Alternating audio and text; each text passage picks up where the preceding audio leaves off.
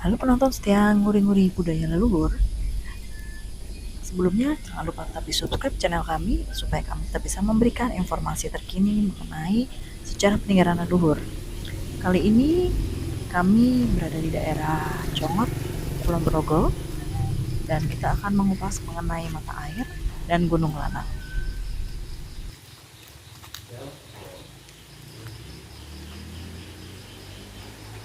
Dan disinilah tempat dari mata air yang sudah diperbarui oleh warga menjadi sumur.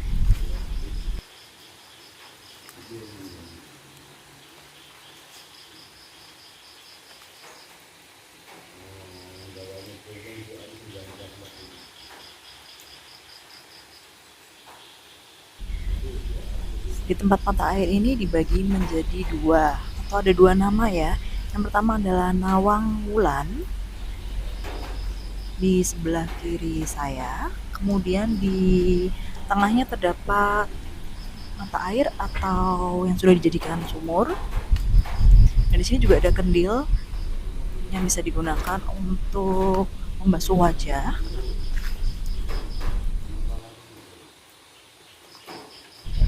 Dan di sebelah kanan saya terdapat tulisan Nawangsih atau Dewi Nawangsih. Supaya nggak penasaran, yuk mari kita lihat mata airnya seperti apa. Ini adalah mata air dari tempat tersebut. Ini sumurnya, dan sumurnya jernih ya para penonton nguri-nguri budaya leluhur.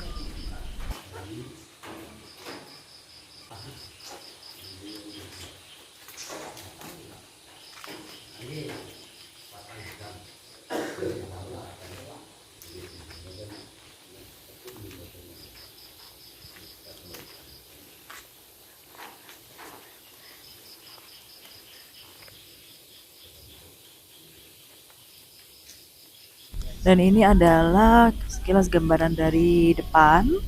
Dan di sebelah dari tempat mata air tadi terdapat ada satu aula, dan sebelahnya lagi ada satu pohon beringin yang sangat besar. Dan di sebelahnya lagi itu terdapat satu tempat yang bisa digunakan untuk berkumpul atau meditasi. Nah, ini juga menarik nih para penonton. Di sini juga terdapat satu pohon yang berisikan mengenai huruf dari Jawa atau ini.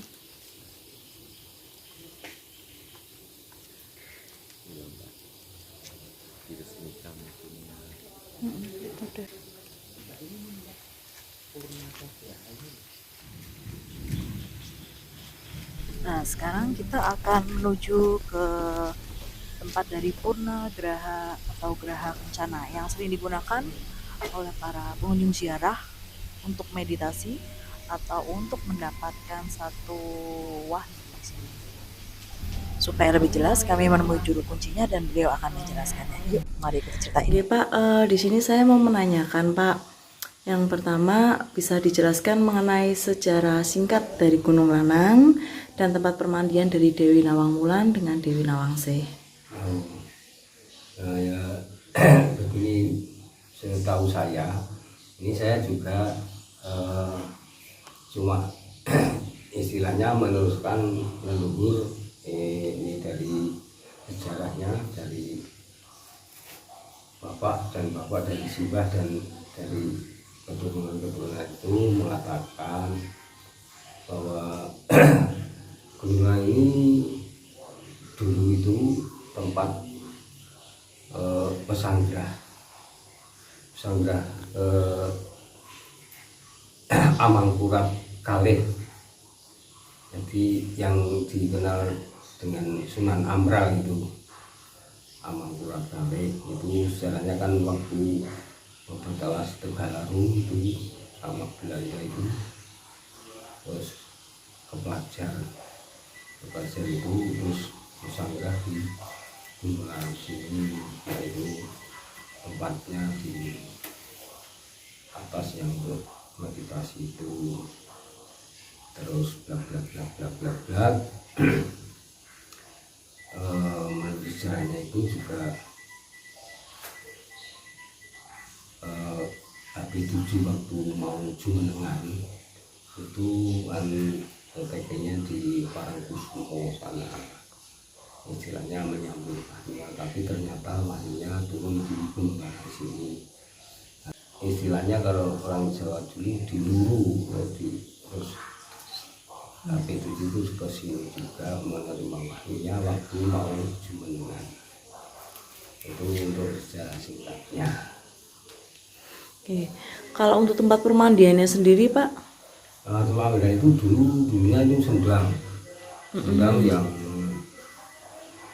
mata airnya besar sekali, terus itu mengalir ke sungai sampai muara sana lewat ini belakang ini. Terus itu ada aliran atau serupan, itu sejarahnya itu tiap malam Jumat Kliwon itu ada barisan lele putih sepanjang dari mata air Sendang sini sampai ke sana muara itu. Terus tapi kalau orang sini sekitar, maksudnya masyarakat kan sudah tahu, jadi kalau melihat itu cuma dilihat aja, nggak berani nyentuh istilahnya. Itu sejarahnya itu.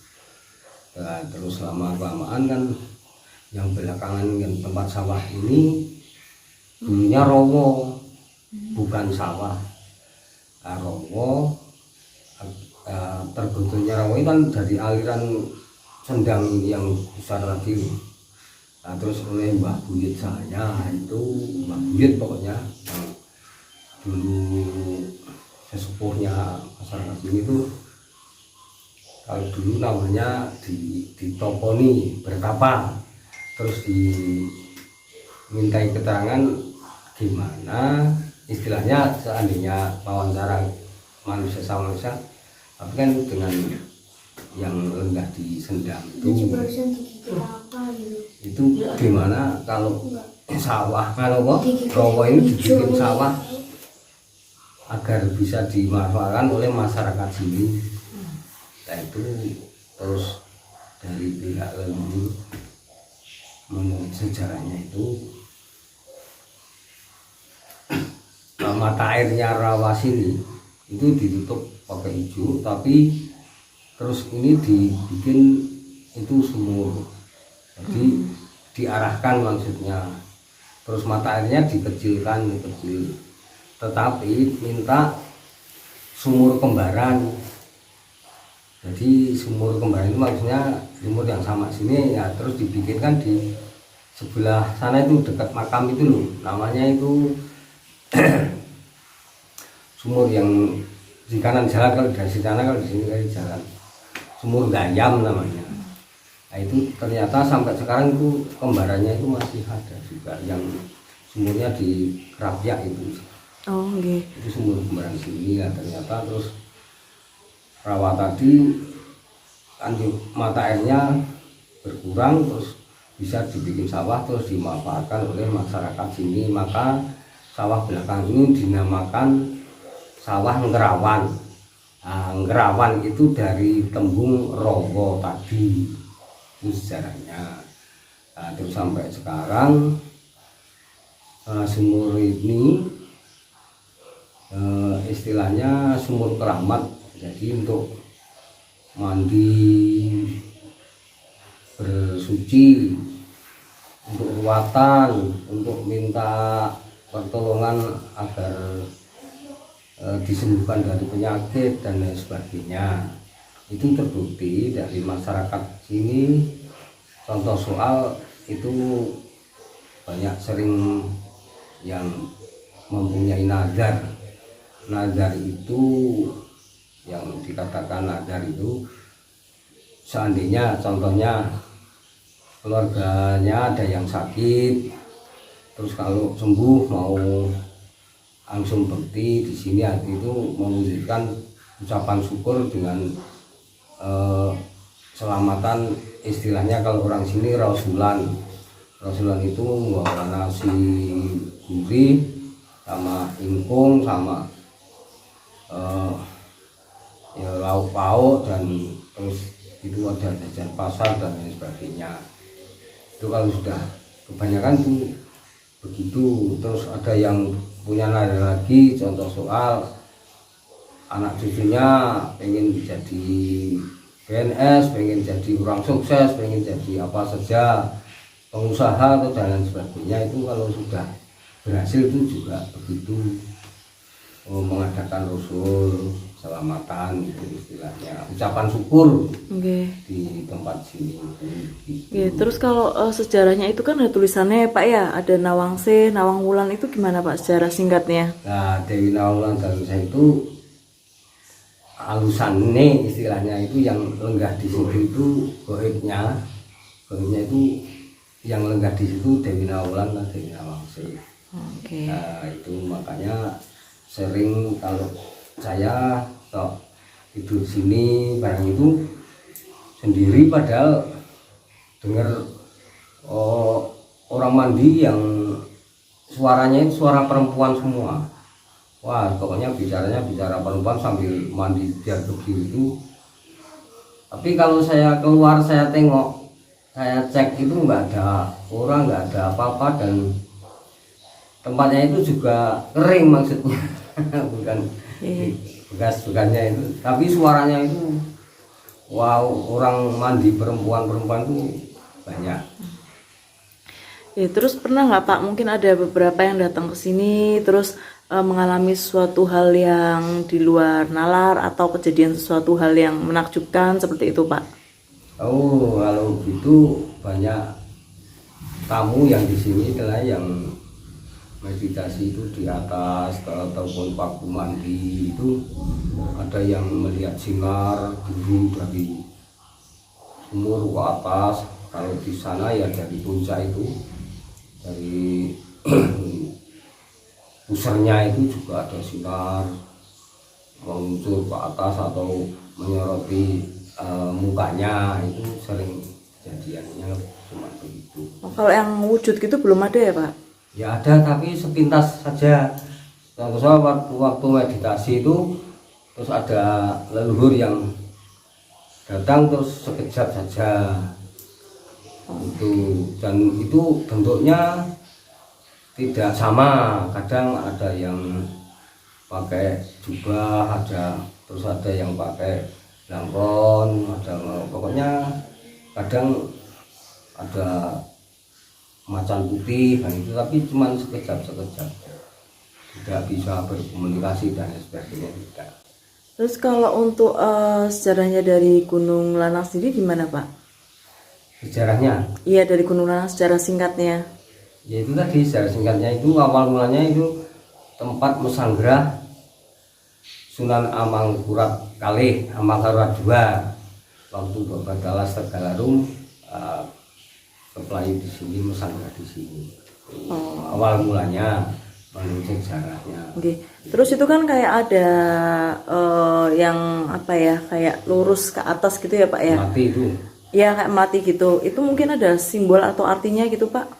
Nah, itu simbol sebagai pusernya. Dulu sebelum dipasang itu kan pusernya itu sekitar lingkaran 2 meter itu bersih dari rumput. Jadi sekitarnya itu penuh gerumbul-gerumbul, itu rumput-rumput pontonan. Itu di situ yang pusernya itu enggak ada yang tumbuh satu rumput pun, jadi bersih. Istilahnya kayak puser gunung lah yang jelas. Untuk sejarahnya itu pusernya di situ. Nah, maka terus para orang pinter itu minta agar di sama leluhurnya itu, goibnya boleh dipasang itu, terus itu dipasang sebagai simbol. Oh, sebagai simbol aja ya Pak di situ nggih.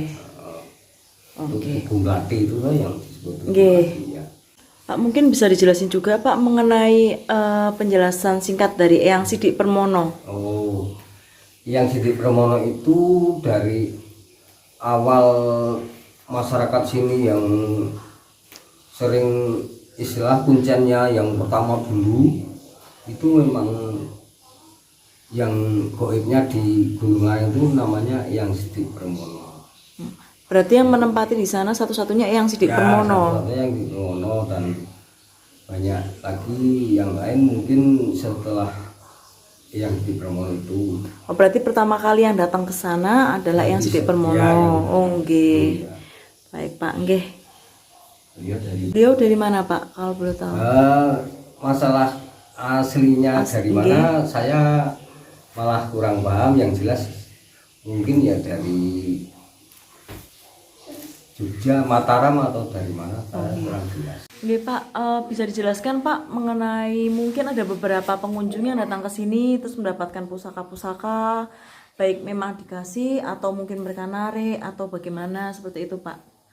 Ya itu ada, tapi orang-orang yang istilahnya punya indera keenam atau orang yang juga menggeluti dalam bidang itu.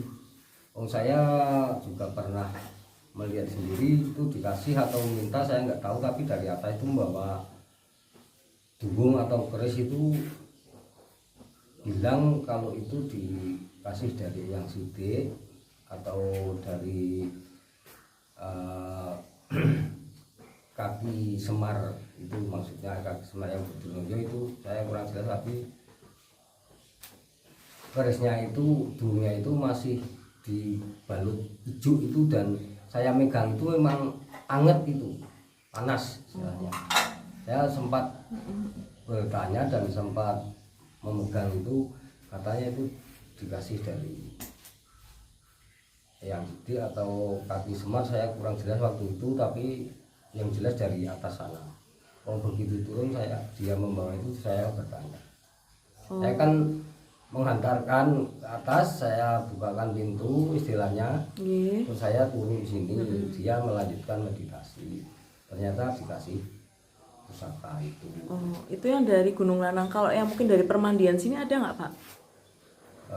Kalau yang Permandian kayaknya saya belum pernah lihat, tapi ya itu tadi, kalau yang sinar barang itu sering ada sinar yang naik ke atas itu. Berarti kalau yang wujud belum ada ya, Pak ya? Ya, Seperti setahu pusaka saya, gitu belum ada. Yang di Pemandian ini belum. Oh, gitu. Kalau yang di atas sudah.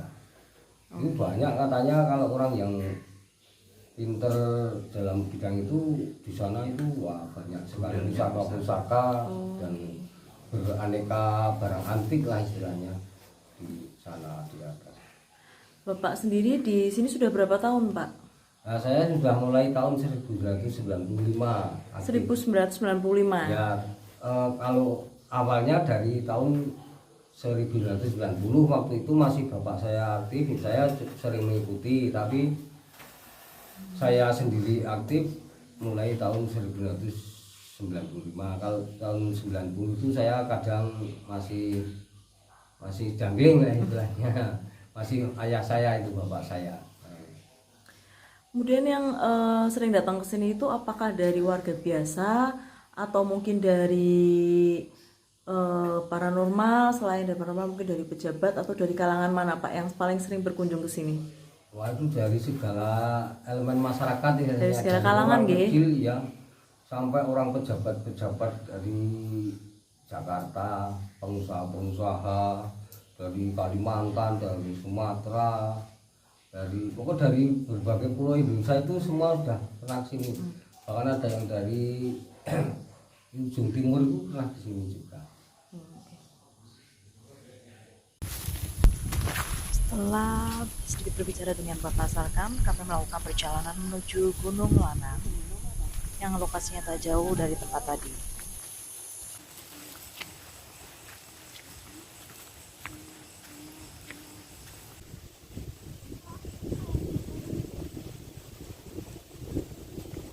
Menuju perjalanan ke Gunung Lanang, tampak sangat jelas bahwa ada beberapa tangga kecil dan di sini tidak ada penerangan sama sekali ya para penonton nguri-nguri.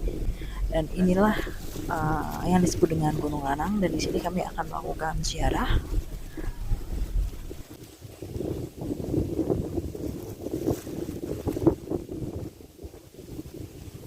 Dan di depan sana juga terdapat tempat untuk meditasi. Jadi bagi para pengunjung pengunjung nguri-nguri budaya leluhur yang ingin melakukan ziarah di tempat ini bisa langsung ke sini untuk melihat langsung mengenai Gunung Lanang dan tempat meditasinya. Nah, demikian cerita singkat dari kami mengenai Gunung Lanang. Jangan lupa tetap di-subscribe untuk nguri-nguri budaya leluhur dan terima kasih. Sampai jumpa.